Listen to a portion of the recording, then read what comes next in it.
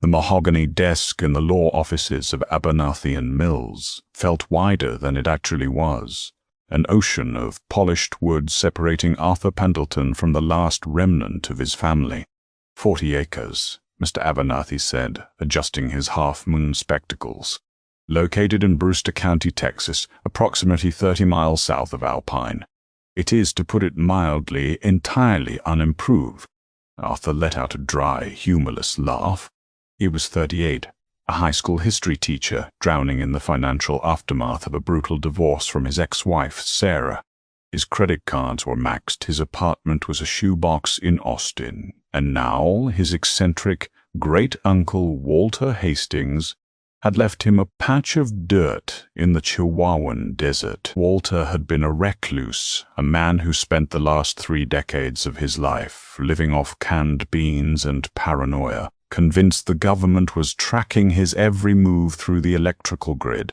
"Are there any liquid assets?" Arthur asked, rubbing his temples. "A savings account, a life insurance policy."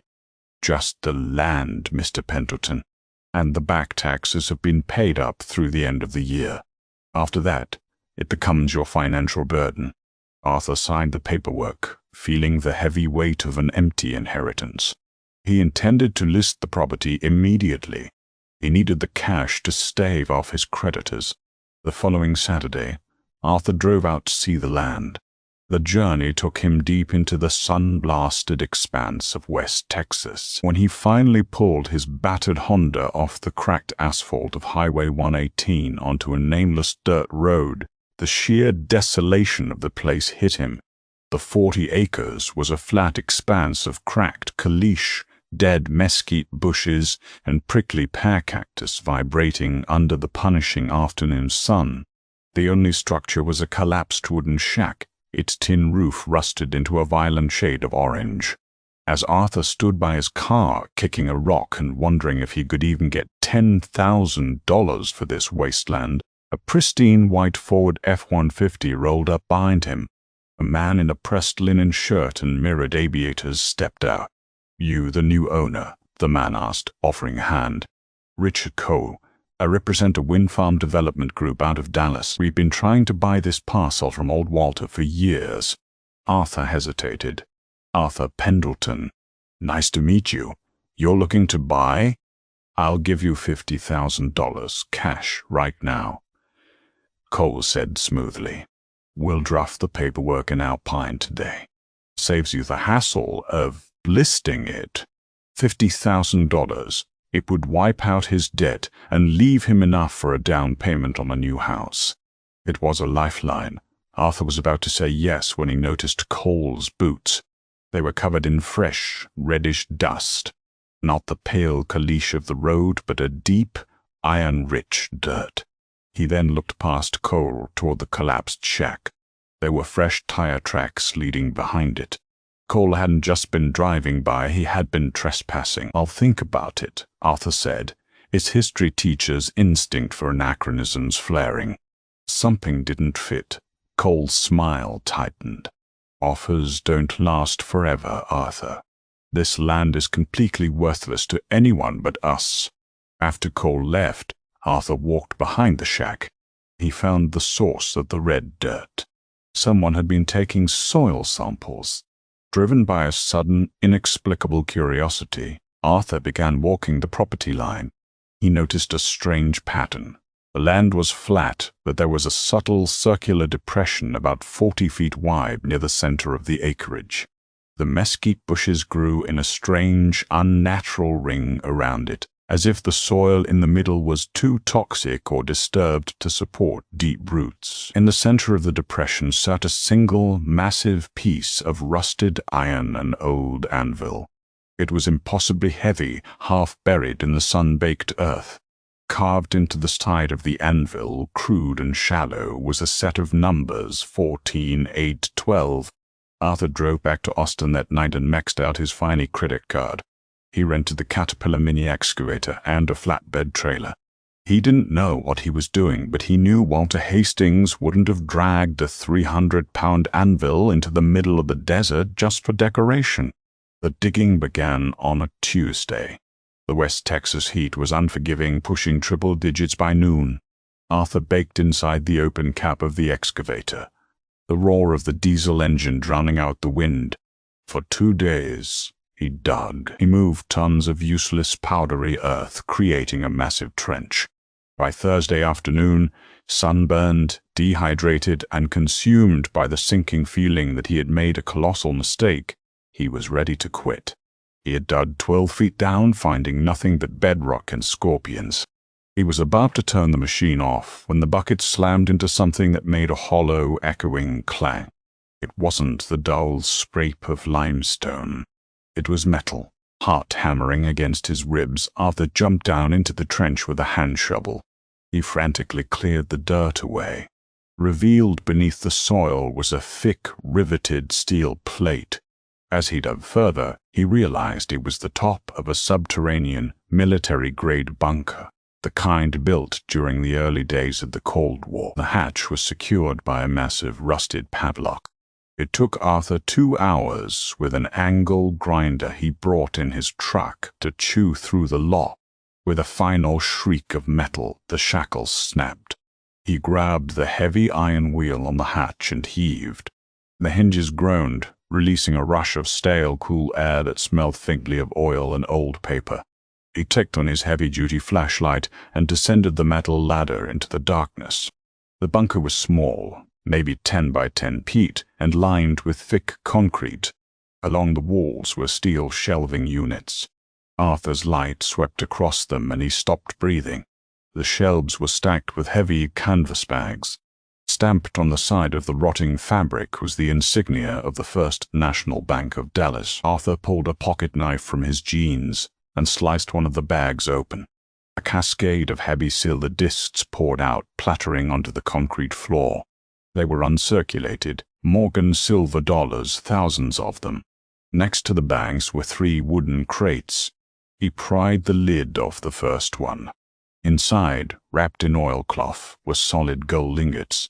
They weren't modern, serialized bars. They were rough-cast, unmarked, and incredibly heavy.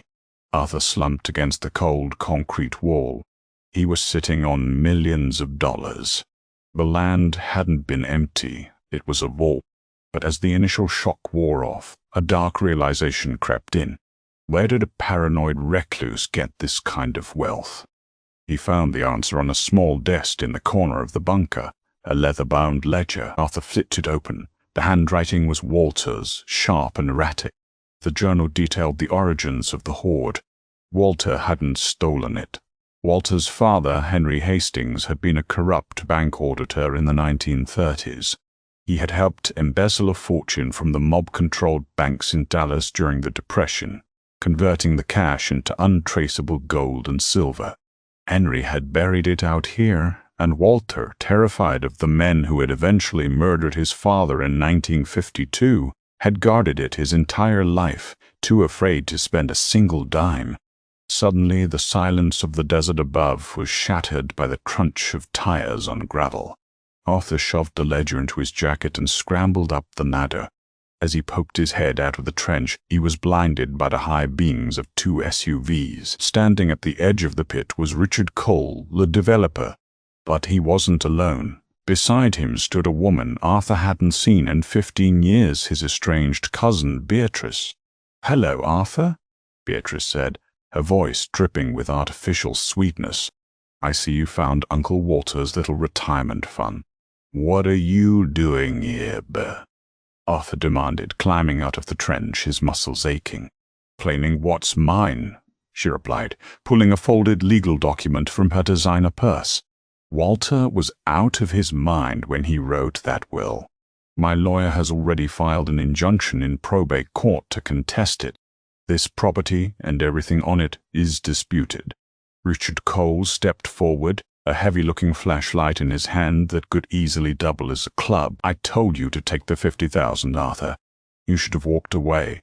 The family I represent in Dallas, their grandfathers were the ones Henry Hastings stole from. They've been looking for this cash for 70 years. The twist hit Arthur like a physical blow. Beatrice had hired a private investigator, Cole, to track the old mob money. She hadn't known exactly where it was, only that Walter owned land in Brewster County. They had needed Arthur to legally access the land and do the heavy lifting of finding it. "You're out of your depth, Arthur," Cole said, stepping closer to the edge of the pit. "We are going to load those crates into my trucks. Bia gets the silver, my employers get the gold. You get to walk away with your life and a $50,000 check." At hope, Phoebe. Arthur looked at Cole, then at Beatrice. He realized they were standing on a powder keg. "You haven't been down there, have you?" Arthur said, keeping his voice steady. "We don't need to," Beatrice sneered. "We know what's there. Then you know about the booby traps." Arthur lied smoothly. His heart was racing, but his years of managing unruly teenagers in a classroom had taught him how to project absolute authority. Cole froze. "What?" "Walter was a paranoid schizophrenic who thought the government was coming for him," Arthur said, taking a step back toward his truck. "You think he just put a padlock on a bunker? The floor down there is wired to a pressure plate connected to 50 pounds of old, unstable dynamite. I stepped over it. If you guys rush down there, you'll vaporize yourselves and the gold." Cole looked at Beatrice, uncertainty flickering in his eyes. It was a bluff, a desperate, massive bluff, but Walter's reputation for extreme paranoia made it incredibly believable. "He's lying," Beatrice said, but her voice shook. "Go ahead," Arthur challenged, tossing the heavy padlock he had cut earlier toward Cole's feet. It landed in the dirt with a thud. "Climb on down. But before you do, I'd suggest you look at the drone hovering above us." Both Beatrice and Cole instinctively looked up into the pitch-black night sky. There was no drone, but in that split second of distraction, Arthur bolted. He dove into the cab of his rented excavator, slammed his hand onto the ignition, and pulled the hydraulic lever back as hard as he could. The massive metal arm of the excavator swung wildly, the steel bucket smashing into the side of Cole's SUV, shattering the windows and crushing the front axle with a deafening crunch. Cole shouted, diving out of the way. Arthur didn't stick around. He leaped from the cab, sprinted to his Honda, and tore out of the property, fishtailing onto the dirt road. He drove completely dark, his headlights off, navigating by the moonlight until he hit Highway 118. He didn't stop until he reached the county sheriff's office in Alpine. The legal fallout was explosive. Arthur handed the ledger over to Sheriff Miller and the FBI, triggering a massive federal investigation. The property was immediately cordoned off.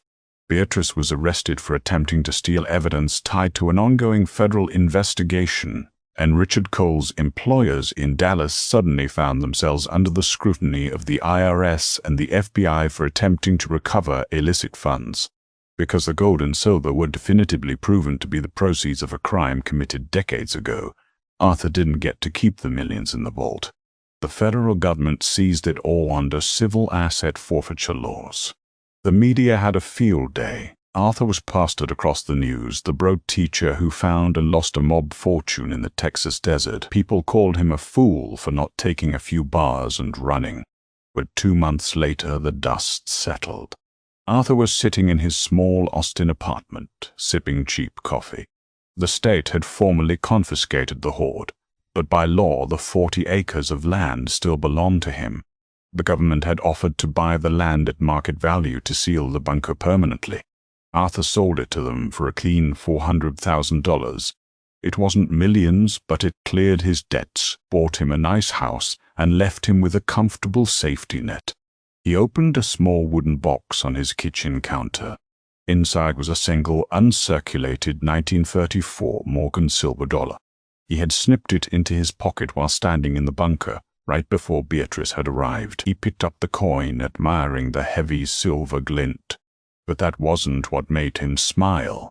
Arthur reached into the box and pulled out a small, folded piece of thick cardstock. He had found it tucked inside the back cover of Walter's ledger.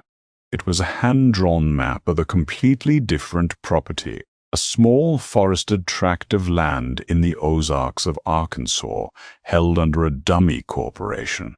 Written on the bottom of the map in Walter's sharp, paranoid handwriting, was a final message.